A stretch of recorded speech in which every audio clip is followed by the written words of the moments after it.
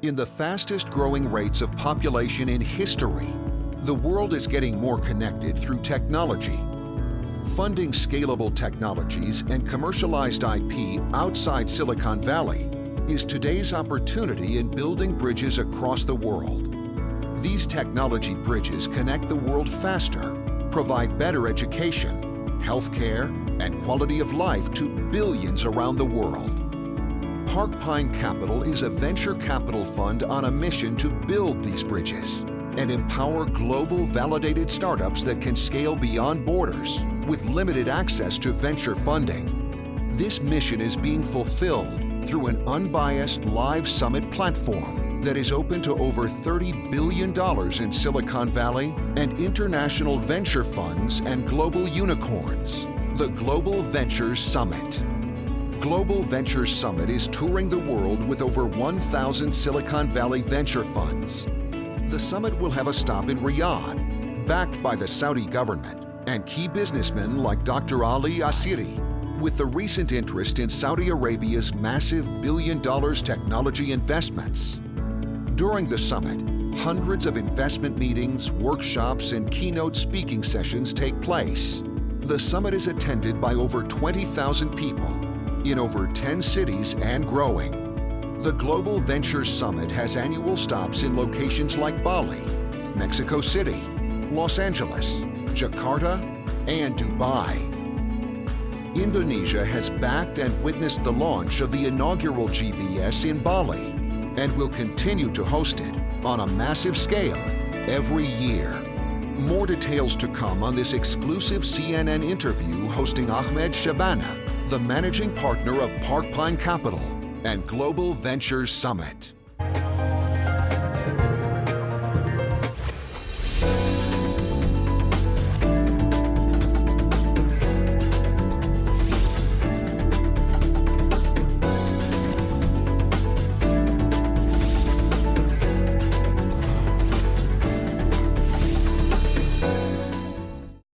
Ahmed, hi, Billy. It's good to see you. And we're so excited to have a big celebrity on our show. But me too. I'm so excited. It's one of my favorites. Yeah, we're equally excited to have you, Ahmed. I mean, we met last time. We were in Bali, Global Venture Summit, and that was actually the first time. It was the launch. Okay, so this is the second time in Indonesia, but I hear since then you've had several of these summits all over the world. So tell us, what's different this year? What have you got to bring for us, and why should we in Indonesia be excited about it? It's a great question. So we have a lot of progress to share. So we started in Bali, as you said, but we toured Los Angeles, Dubai, Mexico City, and now finishing with Jakarta. And we helped around 12 companies secure $20 million only in GVS.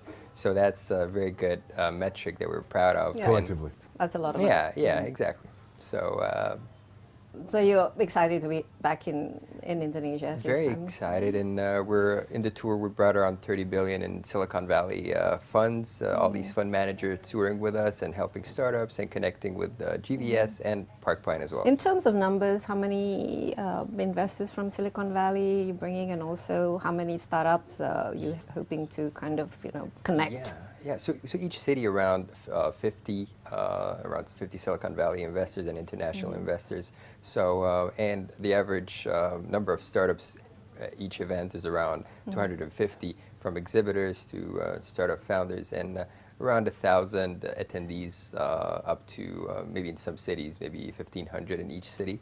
It's a growth since Bali. Very proud of that. You mentioned you're joining us from Silicon Valley. So we have Google Ventures this time. We have AngelList. We have the CDO of AngelList. 500 startups. Sequoia. Previously we had Intel Capital. A lot of names. All the top. Big names. Big names. But not as big as Billy Zane. And grow. The food is so good. Okay, before I get to you, Billy, so what's the connection? I mean, why bring a Hollywood star in, and what you get to, hope to gain out of it, other than maybe more promotion, more publicity, and more interest in general? Fantastic. So aside from the GVS, which is very neutral and inviting to all venture funds and startups, there's Parkpine Capital that holds the summit. Parkpine Capital is a venture capital fund in LA, San Francisco. We do post-revenue and early stage. And Billy is the partner also would be on that. So yeah, that's the connection. How it came about, I think is what you're trying to get to? Absolutely, Billy. Well, I had been diversifying for some years, but in the last year have concentrated primarily around technology and bridging tech coming out of institutional academia, primarily early stage pre-market technology marketed to private sector. Media was the low-hanging fruit and nose of the Trojan horse, as it were. I started a partnership with the Office of Tech Transfer at Caltech in Pasadena, where I live, to do just that and to build a bridge to initially to the media industry as a form of West Coast lab, if you would. We call it the Convergence Lab because the vector is wider than just media. And it's a very robust think tank with an incredible brain trust, drawing from the Art Center as well, which is an institution just next door, from Caltech, from Hollywood, from Silicon Valley, Wall Street. And we're a solutions house, but we're also able to commercialize the IP that comes out of that university, among others. But how do you fit in? I mean, you have, the business, the commercial side, and of course we have the Hollywood, and I see a lot of Hollywood celebrities, once they speak outside of the sort of entertainment business, they can generate a lot of influence. How does that Hollywood aspect fit into both the Global Venture Summit and also the Parkpine Capital, and how do you see that you can actually add value other than, of course, the celebrity value that you bring? That's a very good question. Thank you. Celebrity has is a very curious currency. It's access. I find heads of state and captains of industry all love movies, and or their children love a particular film, and I found that I had utilized that unique currency during some time at the UN, working with NGOs, with some state representatives, introducing some solutions around in ecology primarily, but ultimately trying to find the win-win scenario where they're fiscally prudent but also socially beneficial and responsible. And that resonated with me, and I was able to carry that forward. So the value of our, mutual deep Rolodexes, shared interests around providing assistance as a business model, identifying growth, and creating scalability, or the rails to scale, and then wrapping it around with conscious commerce and a social caveat around the back end, from initiatives around a nonprofit.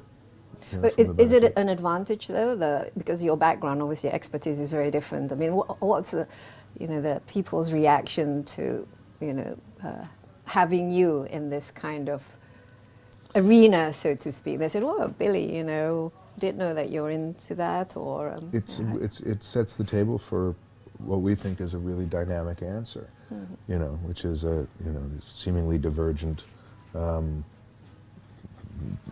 People who have a mutual shared vision that is, targeted upon assistance and advancement and success in all of life's currencies.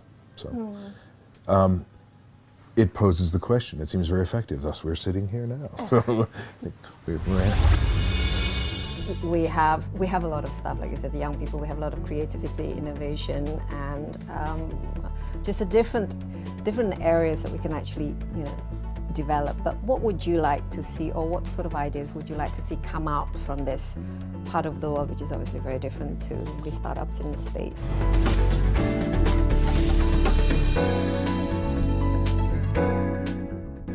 But has it been sort of in terms of effectiveness, and has it been generating positive?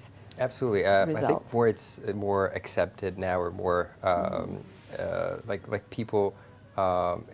There's a lot of celebrities who have started their funds, who have started being in venture, in tech, other than just the creative side or just the movie industry. So now it's not too extreme. People, of course, would love to take the meeting and just explore how they can do business with Parkpine and with us. So it's definitely been very positive. Well, in terms of the innovation, creativity, and change of focus, perhaps the Parkpine capital itself, how does that tie in with the sort of the Hollywood influence? So it's not only exclusive to Hollywood. It's a component of Parkpine. So that element in the recipe definitely adds more depth to what we do. The relationships to Caltech and Hollywood definitely adds things, but we're also very appealing is the global appeal of what we're doing in GVS, and having Billy as a very well-known figure also adds to the commercialization aspect of how this is appealing and what are we actually doing. So more people are conscious now on the opportunities, not just in Silicon Valley, but in countries like Indonesia and specifically what's happening in Jakarta. So I think overall it's been very... And the fundamental, if I may, Sure. the benefit of having a storyteller Of which you are. in the mix is something that we encourage with our investments, with the companies we work with. I've been preaching, that every company providing a service or a product should have a in-house production company, production arm, to understand how to reach an audience using, more deeper and more engaging tools. And narrative advertising, if you would, understanding audiovisual, the audiovisual medium, short form or long form, becomes quite critical. So, not only in the marketing, but in the early stage development. We're finding, as something we're doing with Convergence Lab and working with members from Art Center as well, is informing, algorithm and early stage engineering with elegant design. That's been a very exciting But tell me some of the sort of products of this, like the Convergence Lab, and what can we see? It's come early out days. of I'm it? not at liberty to discuss some of those just yet, but It's a we're secret. we're trying to inform or inject art into the narrative around mind and body, which is ascribed to, let's say, AI and robotics. So early stage in the conversations. Some of the clients we're working with, I cannot I'm not at liberty to mention at the moment, but. In terms of the foundational areas of exploration, where we feel, bringing storytelling to the table, where they are free from the burden of expertise, as I like to say, stirs up and asks the right questions. When you have specialists, engineers, mathematicians, physicists, and then you bring an artistic, design-centric voice to the table, not just movie stars. Yeah. It stirs it up and opens up the narrative. So we look at investments the same way. We look at When you combine AI and creativity, like there's a lot of potential. So there's the EQ element of intelligence. Absolutely. Yeah. But it certainly brings the world of investment and venture capitals and startup much more exciting, having this kind of convergence, so to speak. Let's go back to why you are here in Indonesia and this particular global summit in Jakarta.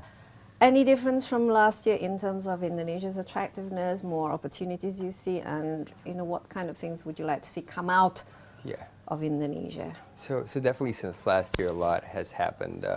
There's more unicorns and the appetite now to invest, and the economy is just very ready to accept more capital. We've seen a couple of U.S. funds that allocated specific just funds to Indonesia, even by sector for fintech, and I think that's going to increase even more next year. We're going to see at least 2 or 3 more unicorns, and we're going to see more funds coming here. And we will be here for sure. It's a commitment for us for every year being in Indonesia, and I think having this summit. But compared to other countries in the region, and particularly in some of the countries that you visited last, like Mexico, how do we compare? And what kind of things that still need to be fixed in terms of regulations? Because I think the government is still sort of tinkering on that aspect, getting the proper regulation out. I think the government has a great attitude towards how to support these startups. Recently, there's a lot of IPOs, Indonesian tech companies doing IPOs in Indonesia's stock exchange, and so I think that's a very healthy sign. It's I think gradually the government agencies that are working just focus on creativity and tech are doing a great job coordinating with the rest of or the legal system in Indonesia. So, so compared to a country like Mexico, I think Mexico's also doing a great job. I think now it's a competition on which country would keep more capital and innovate and grow their tech ecosystem. Yeah. U.S. investors are, dealing with fairly volatile trade policy right now, and regulations as well. It's it's a bit of a guessing game. So you're seeing quite a few flock to Asia for investment because of the regulations have been set in place and they're they're consistent. Are they under review at some point? And certainly, but they seem more predictable and stable, an ecosystem to invest in, and the growth is phenomenal. I mean, you have. The adoption to technology here is really exciting. The demographic being so strongly, driven by youth, who drive the adoption, and the sheer numbers. Your population, was it 260 million or something like that, right? I mean, it's pretty. We have, and you're right. We have a lot of young people, and we are early adopters of, we're Twitter capital. But what sort of companies would sort of excite your interest, growing? I mean, this part of the world, obviously, I mean, we have a lot of stuff, like I said, the young people, we have a lot of creativity, innovation, and just a different areas that we can actually, develop. But what would you like to see, or what sort of ideas would you like to see come out from this part of the world, which is obviously very different to maybe startups in the States or in developed countries? As I said, I hate to turn that question, reverse it or turn it on its head, but a big part of the early success we've been having is listening, enabling and listening, and we're firm believers in identifying the passion, where the passion and expertise and proficiency lay, and then building a organizing principle and business model around enhancing that, and then giving it wings.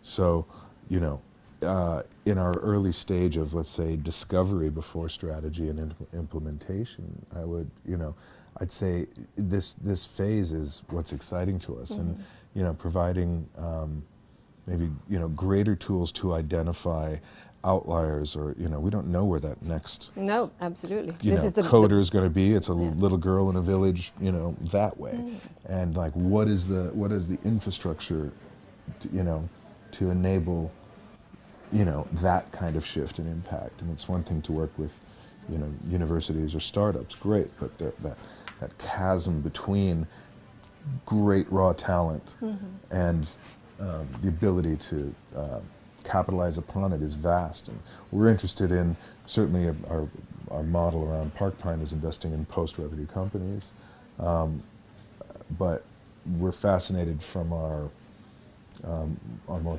kind of philanthropic back-end operation in identifying local organizations in every community that Global Venture Summit is operating that enhance the early stage. Is this something that is ongoing? Have you started it? It's just starting, but we're doing plug and play right now. Where do you, the kind of vision, where would you like to take this?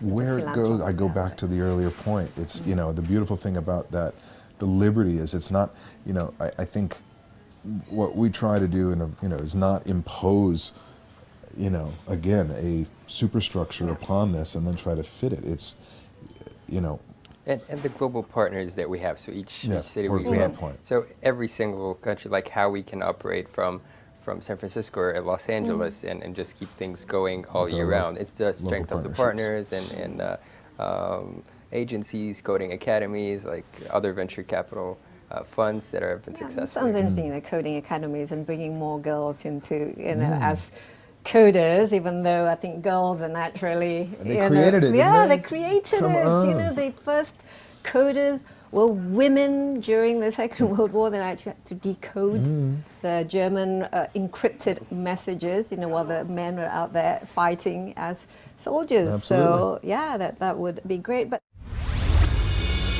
companies that they're increasingly more interested in that, especially when it comes to scalability and the big profit out of it at the end of the day. Yeah, Which definitely. is what it's all that. about. I mean, it's That old chestnut.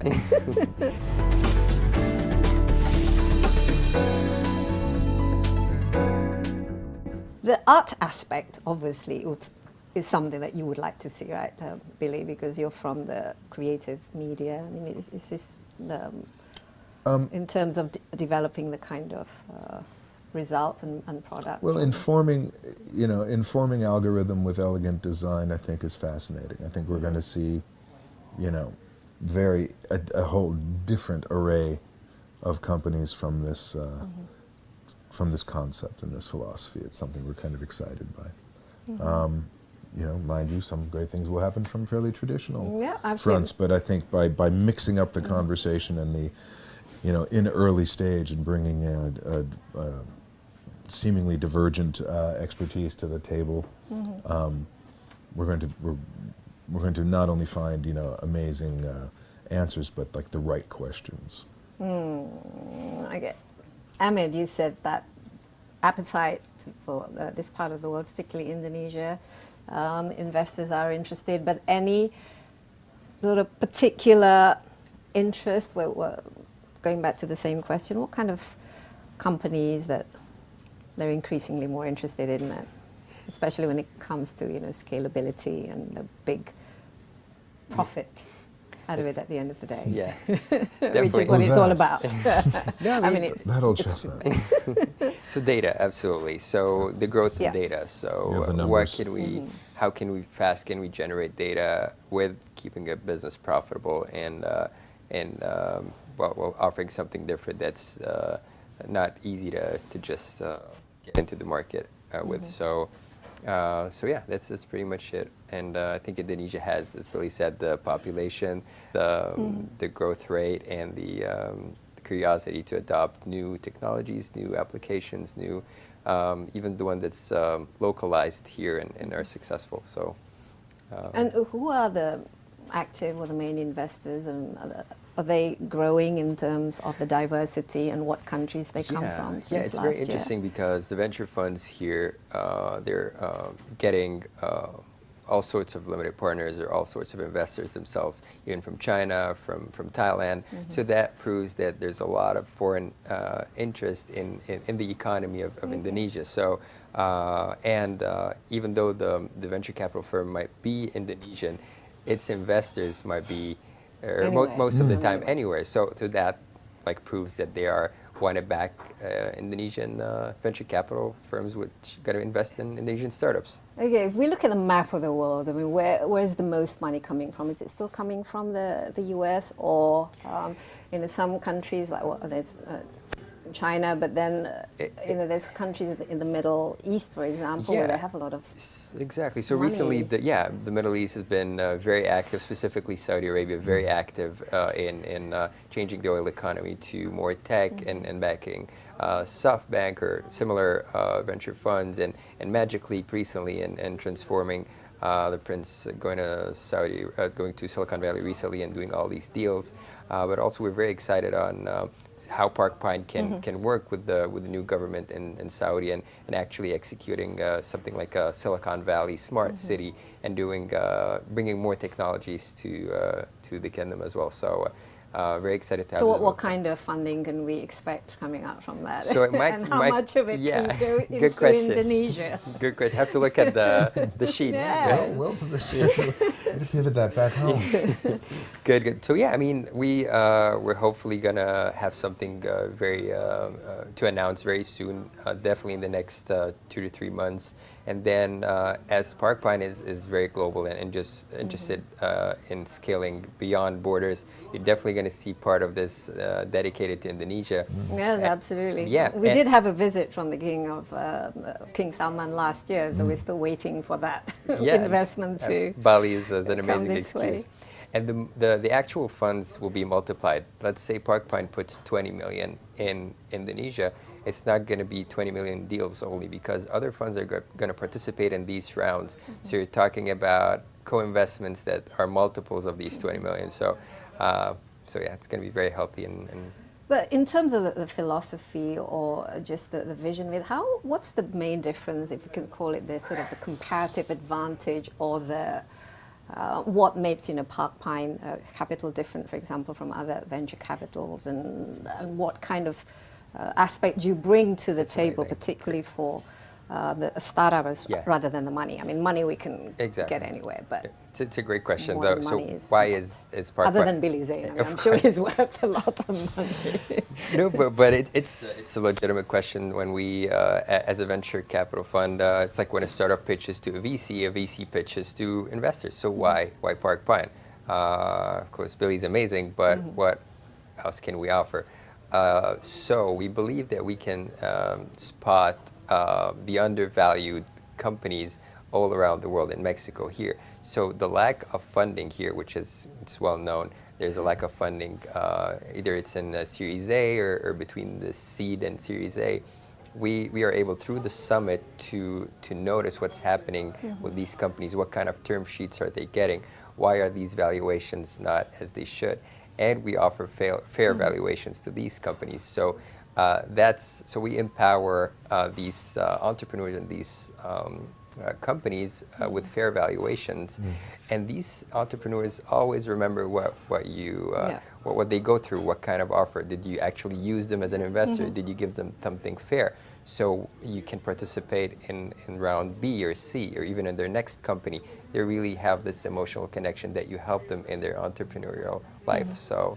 Would you expect them to be, one day unicorns? You put that kind of pressure on them, and I mean, it depends because, of course, venture funds, they have their own LPs. You want to deliver results, but it's all about relationships. And I think having this right mindset from the beginning is definitely different. The other component of Parkpine is the global element, like having all these global partners. We're able to spot what companies can be easily replicated from, again, Mexico to here or here to the US. So that adds a lot of the partnerships that we can offer. We can, for example, a company we invested in LA, we connected it with investors from Asia, specifically Hong Kong, and the valuation multiplied. So that what we can offer through partners in telecom and media. Yep. So yeah. Is this something that would, the supervision, the monitoring, I mean, something that you're interested in, Billy, making sure that The oversight the oversight around this as well interconnected on these, universe, naturally, and enhancing the technologies that make that more efficient, being the client and the owner of a system that enhances. So you'll that be sort of opportunity. hands-on in some of these. Certainly, without question. I mean, again, our unique access that we bring, the different perspectives that we both approach the same objective from, while coming in and creating, more healthy competition, more reasonable valuation. All of these things point to, a fairly successful run. So profit is one of the motivations why you. More than one. I mean, I'm playing, being coy. Yeah. Of course, it's all built around profit. You have to be enabled in order to do the, let me just back it up for a second. Again, we're not looking at the usual sequencing, back to form and content, where we like to, disrupt the notion that let's say, marketing or storytelling or an artistic eye or elegant design is usually at the back end of this, Henry Ford, factory. We want to bring that up front, right? Okay, that's in the creation or in inspiring or opening up and asking the right questions, spurring innovation in a very unique way. Much to the effect we want to, stir up our investments the same way and bring this perspective kind of full circle. Yeah, absolutely. And this is why our thesis had that we give back through the coding schools, the women with coding, and even part of our carry and management fees goes to that as well. But profit is critical Yeah. to Of course, that, to that of course. model, because you need to be enabled. And I believe you can, these things can happen simultaneously. It's not just, make a profit, then give back. I believe these things can be symbiotic, can be actually that intention at Genesis could influence a modeling that would promote greater success and a quicker run to IPO than if you were solely driven on a profit motive. By having it's just simply, a philosophical perspective. Look, some of these, the thing about having a diverse portfolio, some of them will be very traditional and be straight, straight biz. Some will benefit from, viewing it through a different aspect and facet of the prism. And if you can create jobs for people, if you can create opportunities, that's a great thing. I know you're a star, but here's the Can't biggest compete. star. Love You his were- work. Remember Titanic, Rose's horrible boyfriend. Anyway, is this... Misunderstood. Yes. Boyfriend.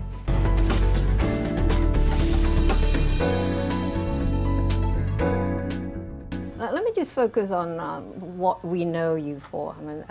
Billy, I know you're a star, but here's the Can't biggest compete. star. Love You his were- work. Remember Titanic, Rose's horrible boyfriend. Anyway, is this... Misunderstood. Yes. Boyfriend. Understood boyfriend. Misunderstood. Remember his that diamond. I still remember it's like that coat. Is this part of your personal journey? It's the next step of your evolution in the life of Billy Zane? How does it fit in with you as an actor? Because until now, from what I know, you're still very productive. You're still producing, and acting in films and TV. So tell us a little bit. We're filming right now in Yeah. Manchester, a television series for the Sky Network called Curfew. It's quite wonderful. But I, by all means, I maintain that day job, as it were, because it creates a unique relevance and fascination. Again, curious access to opportunities and decision makers who all love media and movies. There's a fascination around it. It's just what you do with that and leverage it, and the opportunities you provide. And positioning oneself in within an ownership stake of a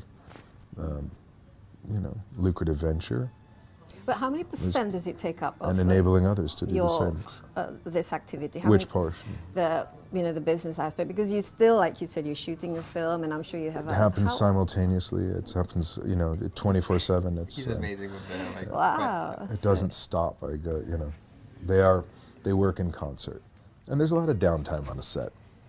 And thank God I'm involved in something that requires my focus and responsibility, both with Parkpine and the Convergence Lab, and they work so, well together.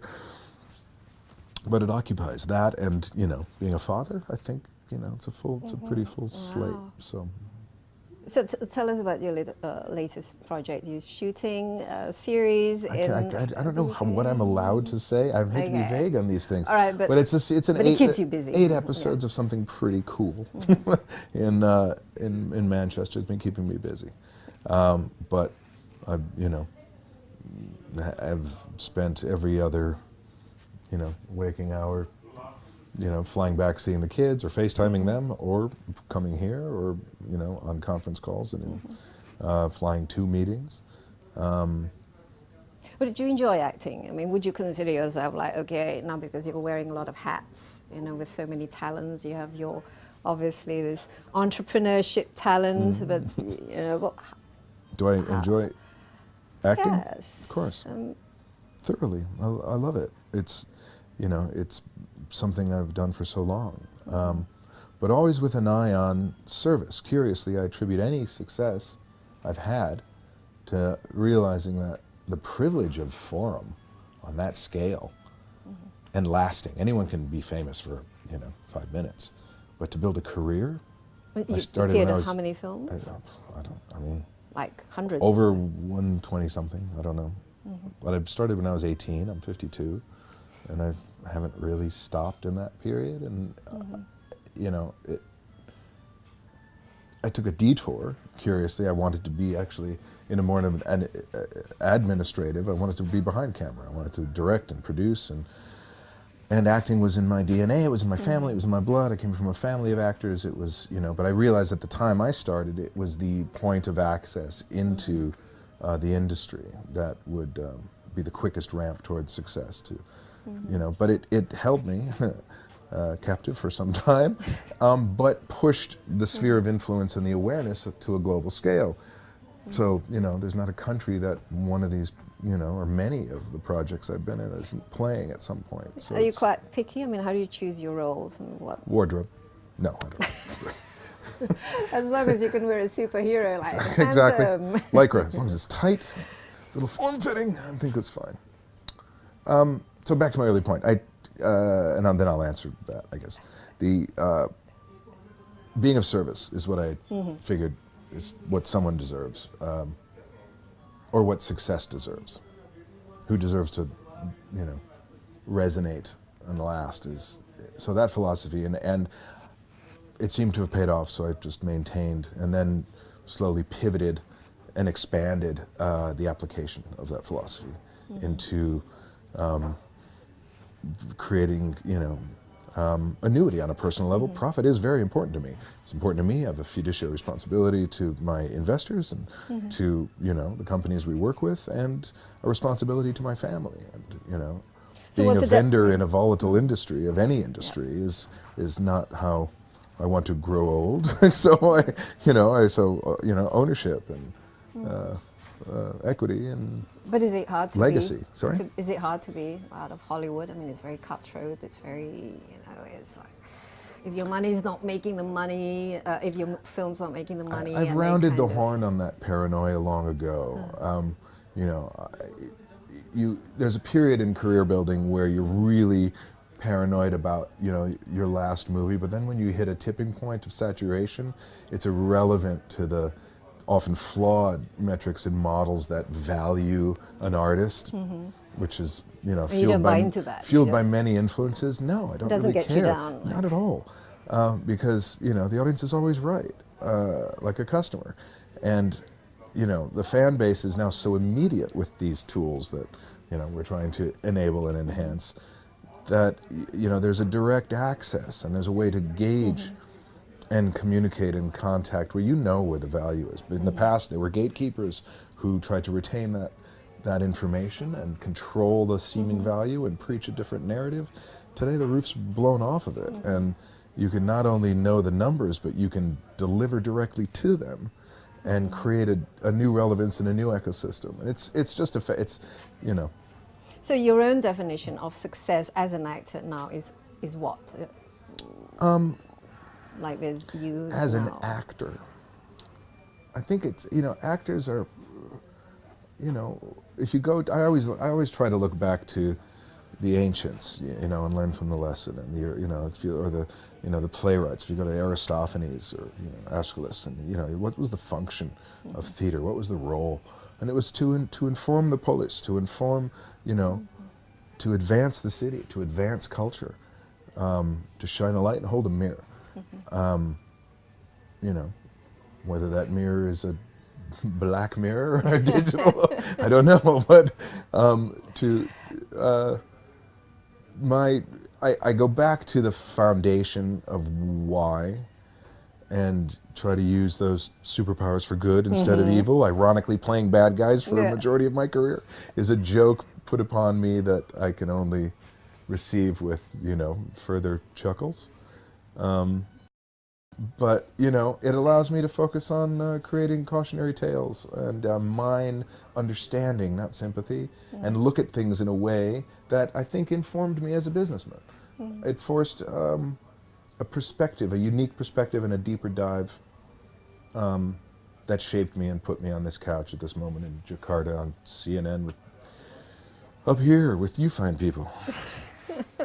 Well, of course, if you talk about Billy Zane, you know, again, the Titanic, because it was a blockbuster, and I have seen the film like a couple of times. I know you must get this. Sick No, I'm and very tired proud of this it. kind Never of question. sick, yes, but I'm would you, sick you know, and tired. what did that film do to you in terms of your acting profession, but also how did it affect your journey as an actor, having this character, this villain, always kind of being mentioned? Maybe because it was a huge film, and I'm sure it's influenced your career somehow. On a one-on-one with the general public, it stirs conversation. Excuse me. It's a funny point of entree to be, you know, universally loathed or, you know, liked him. seemingly loved. You know, I always say He was the world is good divided. looking. There's two types of women out there. I like the ones dark real- type, not so much the blonde type. You know? It goes blonde brunette, but it's all there's a deep dive into that psychological analysis. But access again is what's been a big impact. You know, being an ambassador of sorts for that particular movie, which touched so many people in ways. In lots of ways. Lots of ways. And that song, Celine Dion. Beautiful song. I don't know. It was a great privilege. You know, I could have, you know, stopped there, but one must stay relevant and timely. And I'm really fascinated by the much like, you know, development, innovation, and tech, and within the media space, I've recently embraced. You know, the Comic-Con universe, having made superhero movies in the past or genre films that have been of interest, I've always been a bit, you know, reticent or distant. I went deep diving recently into the world of cosplay and into the, you know, the fan psychology, and I'm fascinated by this reaction to, you know, otherwise introverted. You know, definitions of geek. You know, we've now seen an extrovert, which is, you know, this costume play, and now trying to create interesting pieces of content speaking directly to them. Now I'm borrowing from our, you know, more entrepreneurial universe. I switch hats, and now I'm bringing that back to the media landscape and going, okay, how can we disrupt and innovate and, you know, create success where others are sleepwalking? Another aspect of you, which probably don't know very much about. I mean, you've got, I think, in your CV. I mean, by the way, in your epitaph, what would you like to have mentioned? Actor, entrepreneur. There's another one, which is an artist.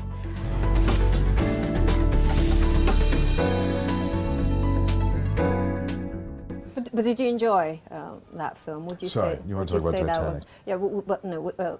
I just very quickly. Would you say that was your favorite film? I mean, did you? Oh, among them, certainly. It was an extraordinary experience, and I love the film. I'm a big fan of, you know, quite a few others as well. So that's over 2 decades ago, yeah. How do you look back on it? I mean, with your With difficulty. 'cause it was It's so 2 long decades ago. old. But you still keep in touch with, you know, good old Leo, Of course. Leonardo, and Kate Winslet. They're lovely. Get them to become venture capitalists as well. They're already pushing the envelope in so many ways. The work he's doing with his foundation is extraordinary. You know, so important. The pillars that they focused upon, the critical things we have to do before 2050, or all of this is pointless. Yeah. I mean, that's really at the end of the day where we should be focusing our, you know, collective attentions. You know, folly and distraction, entertainment, wonderful, efficiency is great, but without a focus on ecology, absolutely pointless. Yeah, I mean, You can't spend yeah. this money, kids. You know, it's like you can't breathe the air. Yeah, so. we've had Leo in this part of the world. He's very interested in tiger conservation. Absolutely. So he's very much involved. No, I encourage that everyone to aspect. go to the Leonardo DiCaprio Foundation.org and brush up on the pillars and see what you Yeah. can do to assist. So, what is your favorite film That I've been in? that you think like, wow, this is me, this is the character, this is the... I'm a big fan of The Right. Phantom. I was a fan of the comic before I got to play that role, and what I like about him is he's a happy hero. He's that film was maybe a little ahead of its time for the genre, the big boost the genre got, but it was an adventure film, and that's and a it's got lost. a nice costume as well. Nice costume and nice setting, and it was produced by much of the team who did the Indiana Jones film and the studios who brought out those films, and one of the writers of Last Crusade, Jeffrey Boehm, one of my favorite writers, and the spirit of that character that Lee Falk created was, he wasn't superhuman, he was superhumane, had animal friends, had a girlfriend, and good with his fists, and never killed. He disarmed. Another really important thing for me. I have a hard time with, getting behind a hero who's a breath away from a sociopath or from the villain he's pursuing. That blur and that line in the interest of edge isn't modern anymore. It's actually passé. That it's context. What's new and what's hip is contextual, and I think we've Too bad it didn't, have a franchise, or there's no Phantom 2. Would you like to have continued? Oh, I would love it. I think it. I think there's certainly an audience for it, whether I do it or not. But I believe that there's a love of that ethos and that character and that energy, that white hat hero, as an antidote to the fairly disturbed. Billy, there's ones out there. another aspect of you which probably don't know very much about. I mean, you've got, I think in your CV, by the way, in your epitaph, what would you like to have mentioned? Actor, entrepreneur. There's another one, which is an artist. A successful artist, sold paintings, done exhibitions. How did that come about? Is this something that sort of developed recently, or have you always had that artistic leaning and talent? I've always been one who appreciates the visual arts and always drew. Rarely painted, but I discovered paint later in life and made a few in my early 20s, but it was around the time of Titanic when we had all this downtime while making the film in Mexico for 7 months. I really threw myself into abstract expressionism and a very large format. On painting on the ground, I was inspired by footage of Basquiat from Schnabel's film, painting with rollers. I like the industrial tools, and then Pollock, of course. And it spoke to me, the physicality of the application as opposed to staring into a canvas with a brush. I like the idea of the almost brutish and improvisational dance. It spoke to me as an actor. And my sense of aesthetic was able to, live there, and sense of balance and composition. It's quite a solitary occupation, thinking about it. Well, it's antidote to art by committee, certainly, which is what cinema And this is something that you still do on a regular basis amongst all your other activities. I do. You can see some of Wow. the work at billyzaneart.com. You've got a lot of energy. For a jet-lagged man who flew around the world this morning.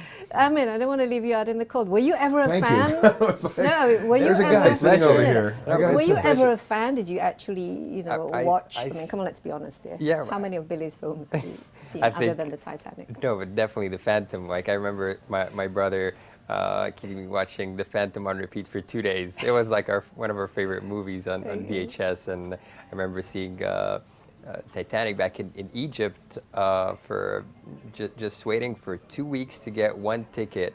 I remember like all the movies fully booked in Egypt, and it was it's just an amazing experience. So so definitely on that side, it's See, it was a yeah. defining moment for a lot of us there, Billy. You made history. You know, you're part of that. Let's 5, 10 years ahead. Where do you see Global Venture Summit? Do we still have it? I mean, how do you see it? Yeah, I see. Evolve? Yeah, great question. I see the Global Ventures Summit in every major economy, and might have every single month in an amazing city. And the idea is to keep more deals happening. So I would like to come back next year and tell you, instead of we have 12 deals, we have 50 deals done by 100 venture capital funds, and keep that growing. So it's a huge network. So definitely in 5 years, we want these 1,500 or 2,000 attendees today in Jakarta. We're planning, honestly, for Bali 2019 now to have a 50,000, 50, in Bali for over 5 days. So the preparation started this month already, to engage the tourism board, Backcraft, to engage every single, there's a huge media, also partners. So to make something specifically for Bali, because Bali is very special where we started, and have something very unique there. But for GVS, definitely overall have it grow. So we're going to see you again next year in Bali. Billy, are you coming to Bali? Because this Yeah. time, I mean, Twist my Jakarta is arm. great, but Bali is... We're absolutely going to be there. Okay. We'll go there now. Okay, thank you so much, Ahmed Shabana, and good luck with all the ventures. And let's hope we're going to see lots of, funds coming this way, and a lot of successful startups. And of course, it's always great to have you back. And of course, Billy, Thank you. your first time, but not last time, I hope. Certainly not. I hope you'll be We're a joined at the hip. You'll see more of us. maybe we should have you both dressed up as, the He's doing set. If we're superheroes. joined at the hip, you got to come. We're filming. Yeah. That'll make I'm asking him for that'll a make role. the summit even more interesting Get to if makeup, you Shabana. all Absolutely. dressed up as superheroes. Once again, Practicing. Ahmed, Billy, thanks so much. Thank you, Dissy. Thank you. Pleasure.